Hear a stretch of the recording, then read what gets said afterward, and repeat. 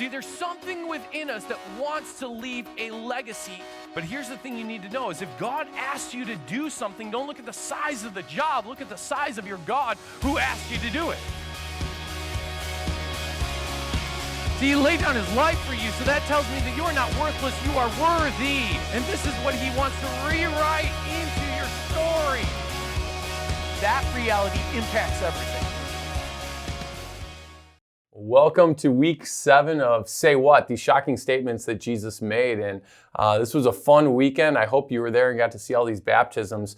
But I started by talking about a story just from this past week of my daughters and I ripping out a bush. This bush, man, it just gave us the work out of a lifetime. I looked at it, I knew it was going to be hard, but I was so grateful. As literally it took us 2 hours, 2 broken shovels, axes. I mean, it was such an exhausting job ripping out the root of this dead bush in my backyard. And my daughters, I was telling the story this weekend, just how when I felt like totally giving up, my daughters actually stepped in and they just kind of kept going. And then I would kind of regain a little bit of strength after resting for a little bit. And then I'd kind of get back in there and get moving again until after 2 hours, we finally ripped out this bush. And I don't know if you've ever experienced this in life where you just feel discouraged, you feel like giving up, you feel like I got nothing left in the tank. And how do we press on in those moments? And I also use this phrase that a coach of mine used to use where he would ask us, he goes, "Are you hungry?" And what he was always asking is, do you still have the passion to keep driving?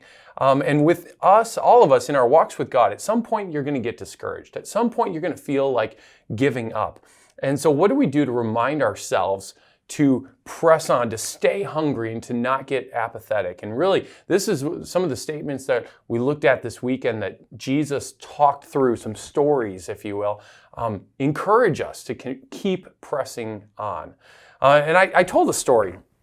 And it's just kind of a fictitious general dream story, if you will, a dream of every young man and every young Jewish woman. It was always kind of the dream of how the relationship would come together and what they would experience as the relationship took off. And I kind of described it like this. I'll retell it to you guys now. You know, every young man had this dream of someday falling in love. And falling in love with a young lady, and then he would make the big move. He would start saving money because to make the big move to ask for the hand in marriage, he would have to go to the father and he would negotiate actually kind of the dowry, the price that would be paid for the bride. And he's not buying her, but it was an honor of giving a gift to the father for the wonderful gift of this daughter that he was receiving in return. And after he would give that gift, he would give a rehearsed and memorized speech that every young man memorized to give to the bride-to-be. And then after that, after the proposal, she would go immediately straight to her house and she would light a lamp in her window and there she would remain. And she would have bridesmaids who would actually tend to her. They would be the ones who would go in and out of her house and bring her food and tend for her. And it was their responsibility to watch for the day that the groom would return.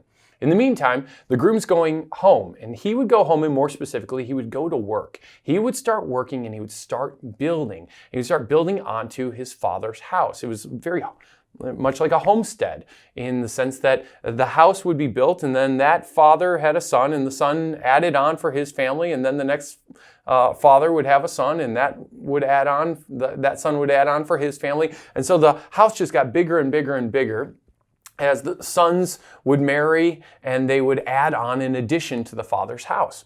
And so he would go home, and really the way that would determine the day of the wedding would be the day that the father approved of the son's work.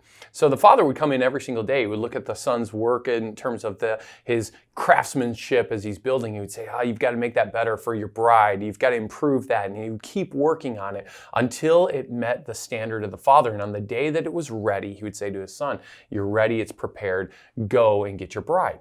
And then when the son would go to get his bride, the bride bridesmaids were responsible to be watching for him.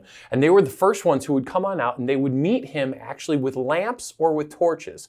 And they would start a processional where they would actually walk through the town. And as they walked through the town, everyone else would grab a lamp or a torch. And they would join in this huge processional. And if you were there and you didn't have a lamp, it was considered that you were probably a wedding crasher, or maybe even there to steal something or wreck something, and so you wouldn't be allowed into the wedding or into the wedding banquet. And so they would work their way all the way to the house where the bride was waiting, and her lamp would be lit in the window, and he would take her that day, and they would be married, and that would be the day of the wedding. And so out of this storyline that everyone kind of knew, Jesus actually had a couple interesting stories that he told, or statements he made to his disciples. They were kind of shocking when he made them, because what they were doing is they were really saying to his disciples, keep pressing on. Even when you feel discouraged, even when you feel like giving up, even when you're tired, keep pressing on. One of those is made in John chapter 13. John chapter 14, but it starts out of John chapter 13. Final verse. In John chapter 13, Jesus is talking to his disciples at the Last Supper.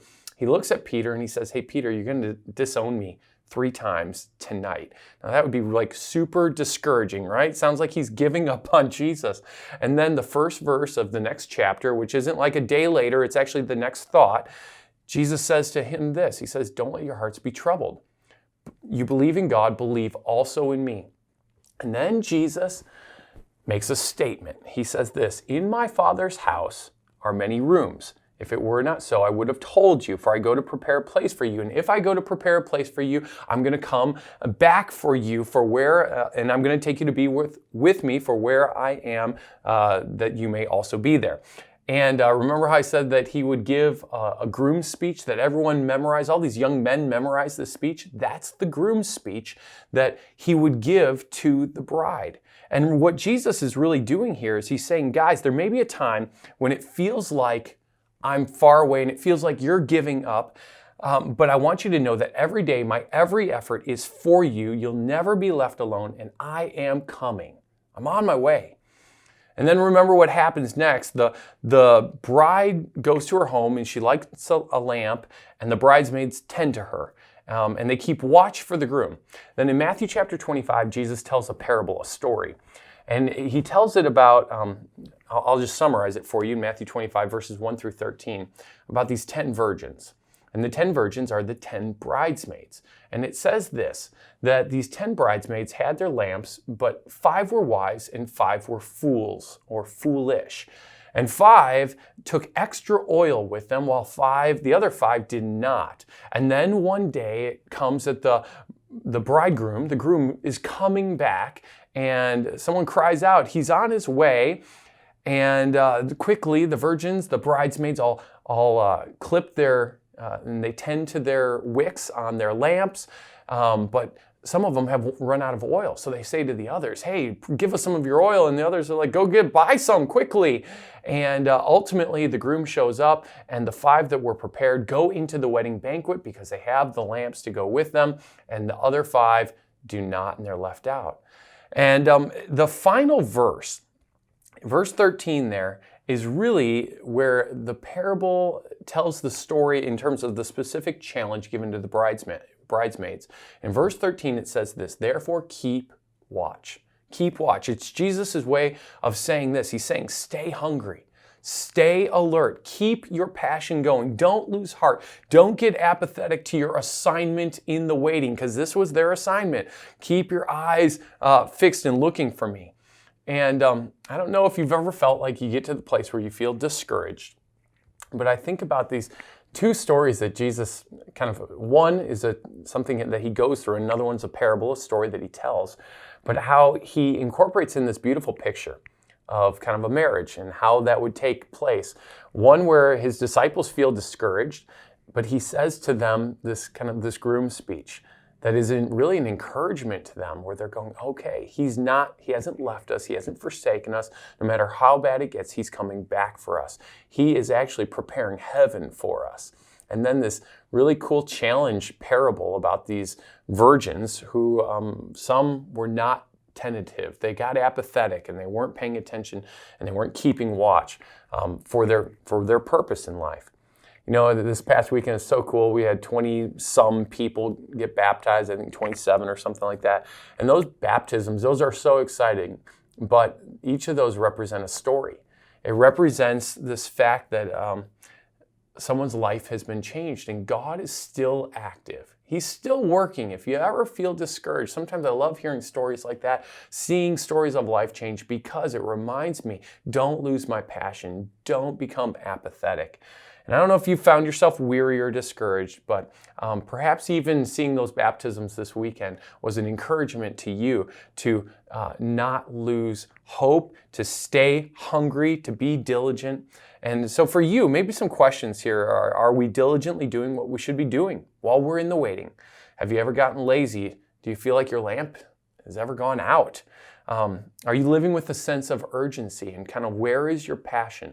I want to throw something at you, and I'd love for you guys to go around the room in your small groups and kind of do this. Give yourself a passion meter, okay? 0 to 10, 0 being like my passion's dead, my lamp's out, to 10, I'm on fire, my passion is high. If you were to kind of do an honest assessment of where you think your passion meter is, what would you give yourself? Are you a 0? Are you a 10? Are you somewhere in the middle there? And then kind of follow it up with this question. When in your life did you have the most passion? When were you most passionate? And what spurs your passion for God on? Also, what causes apathy within your faith? So I imagine you're going to have some really fun and encouraging and perhaps challenging conversations in the midst of answering those questions. But I pray that each and every one of you would be encouraged not to lose hope, stay hungry, stay passionate. And we'll see you guys next week.